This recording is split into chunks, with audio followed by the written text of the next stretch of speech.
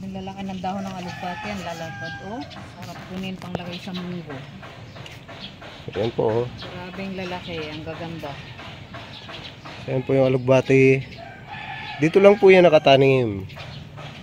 Yan. Diyan lang yan.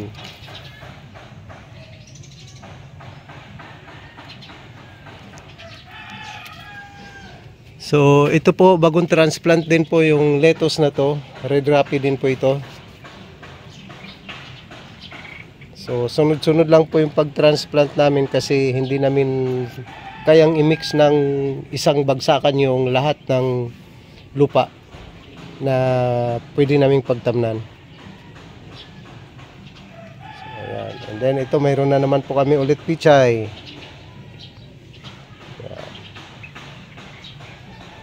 Pichay po. And then ito yung aming mga talong. Yan po. Marami pong mga nakabalot. And then marami pa rin pong dapat balutin na bunga ng talong. Kinukulang po kami ng pambalot ng aming talong. Ayan o. So ito po ang variety po nito ay Calixto F1. So maganda po itong variety dahil maganda mamunga, marami, at saka sunod-sunod po siya mamunga. Tuloy-tuloy lang po yung pagbunga niya. Yan. And then ito po, meron din po kaming ampalaya. Nakabalot din po. Yan.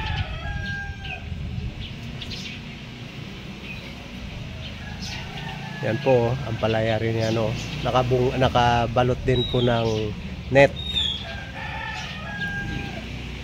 Then meron po tayong siling labuyo. Yan po. Meron tayong kalamansi na nasa balde. Yan. Meron tayong talbos ng kangkong. Ayan po, kangkong po yan. Meron tayong talbos ng kamote, kamuting baging. Ayan po.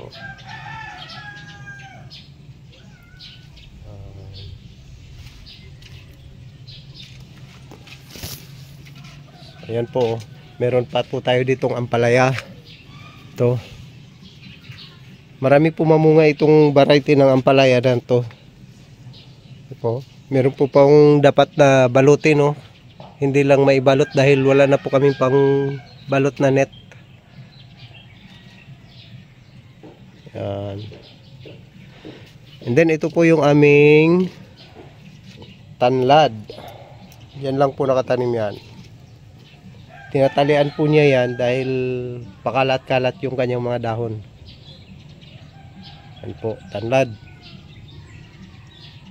So kahit na po dito lang po sa taas, pwedeng magtanim. Kahit na maliit na paso lang, sako. Ito po, ordinaryong sako lang po yan. Ayan, mga sako. And then yan yung aming talong. Marami pong bunga. Ito po, yan. Ganyan pa lang po kaliliit ay binabalot na po namin.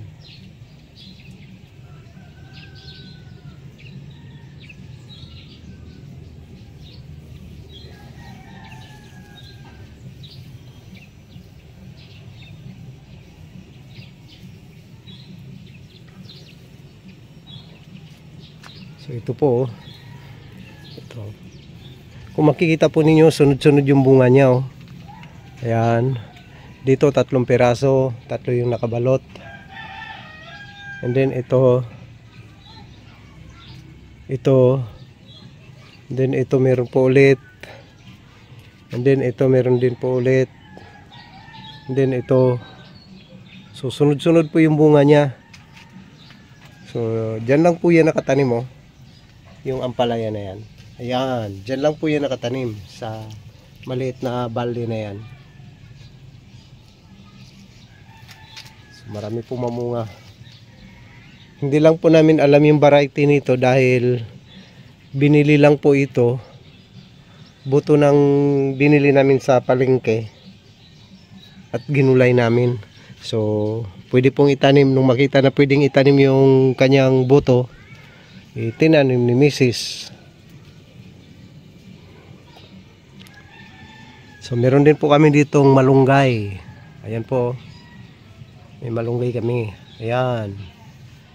Diyan din lang po nakatanim yan sa paso. Ayan. Malaking polyethylene bag. Diba? Okay. And then ito meron po tayong talong na nakatanim po sa malaking balde. Ayan. Ayan. Ayan po yung balde. So yan yung mga talong namin. Oh, ang daming ano. Ang daming balutin. Ayan, dapat po ganyan palang kaliit. Binabalot na po yan. Ayan. Ganyan kaliit pa lang po dapat binabalot na yan. Oh. Kailangan wala na nga po kaming pambalot. So, yan lang guys sa umagang ito. So, good morning and God bless. So, shout out po sa lahat ng ating followers, sa YouTube followers, and then sa Facebook followers po natin, sa YouTube subscribers. Maraming salamat sa panonood ng aming video. So, yun lang. Good morning and God bless po.